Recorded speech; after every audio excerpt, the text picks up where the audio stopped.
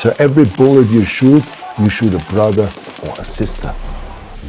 Kalau Anda penggemar aktor yang satu ini, tontonlah sampai selesai video berikut.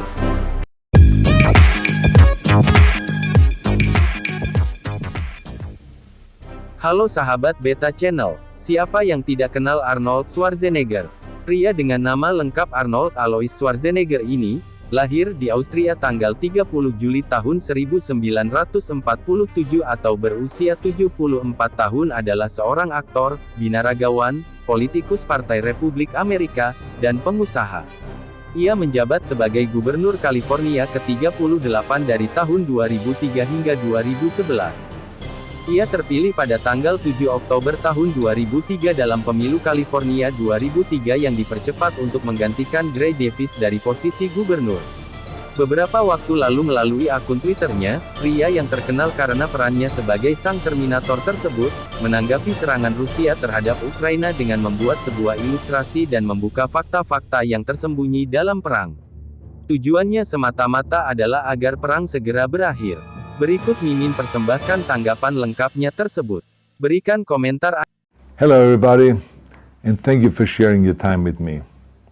I'm sending this message through various different channels to reach my dear Russian friends and the Russian soldiers serving in Ukraine.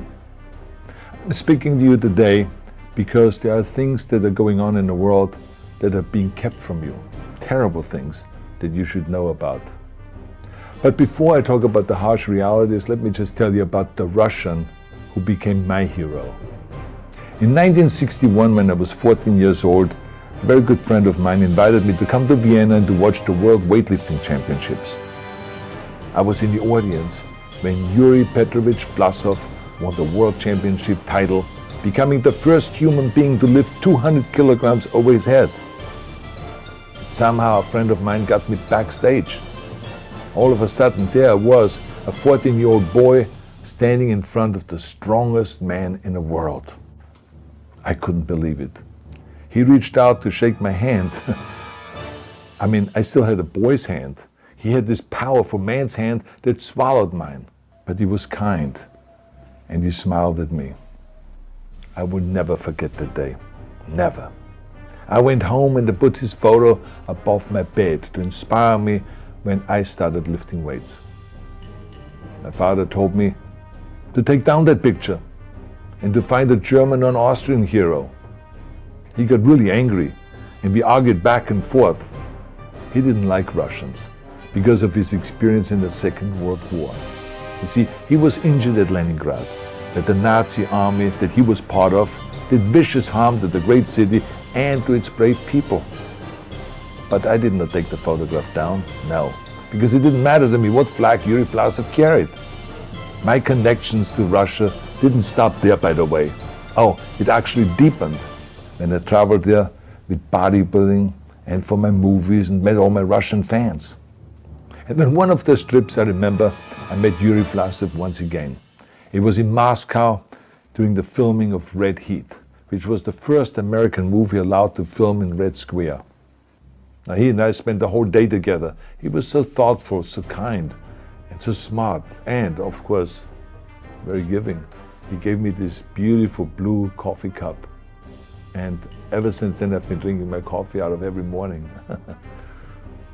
Now, the reason why I'm telling you all of those things is that ever since I was 14 years old, I've had nothing but affections and respect for the people of Russia. The strength and the heart of the Russian people have always inspired me.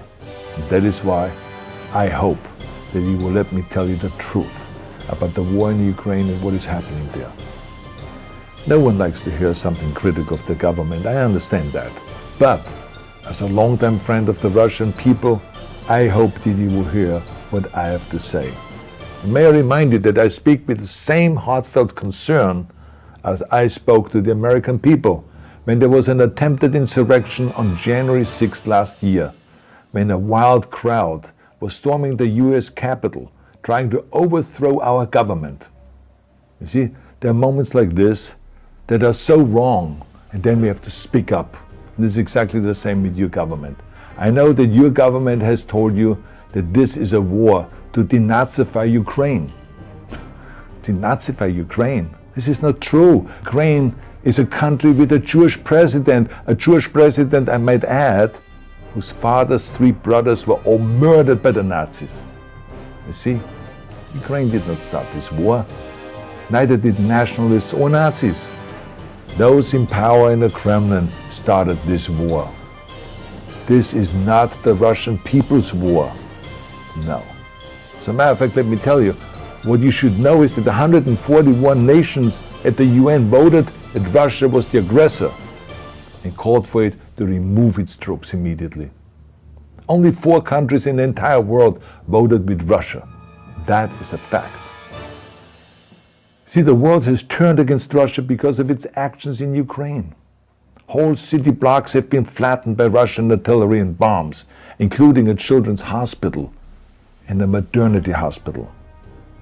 3 million Ukrainian refugees, mainly women, children, and elderly, fled their country, and many more are trying to seek to get out. It is a humanitarian crisis. Because of its brutality, Russia is now isolated from the society of nations. You're also not being told the truth about the consequences of this war on Russia itself. I regret to tell you that thousands of Russian soldiers that have been killed. They have been caught between Ukrainians fighting for their homeland and the Russian leadership fighting for conquest. Massive amounts of Russian equipment have been destroyed or abandoned.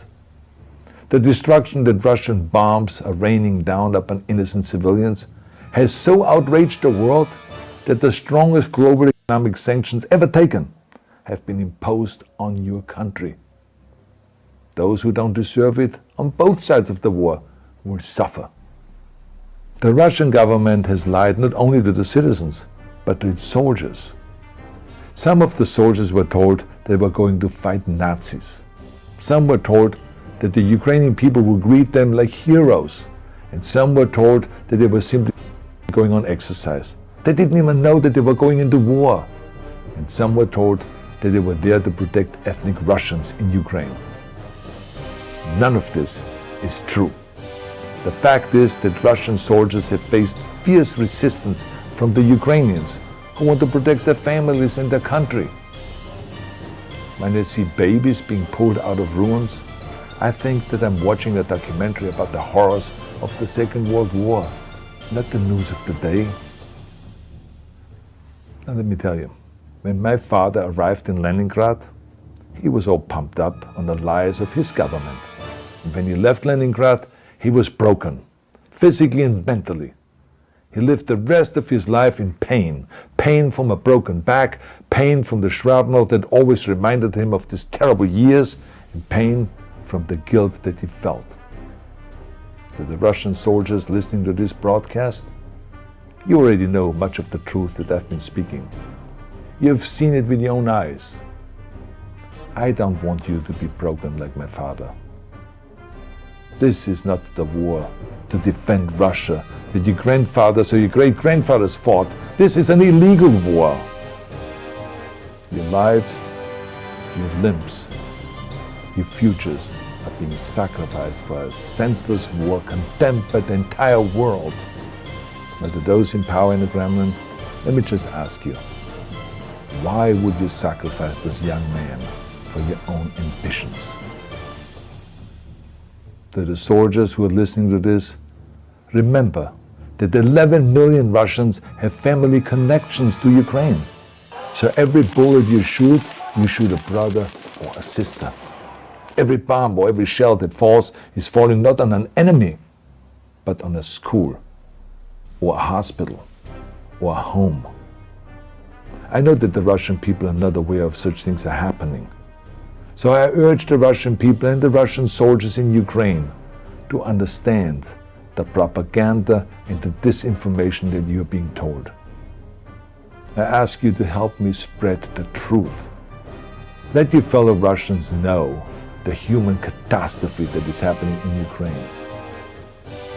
And to President Putin I say, you started this war. You are leading this war.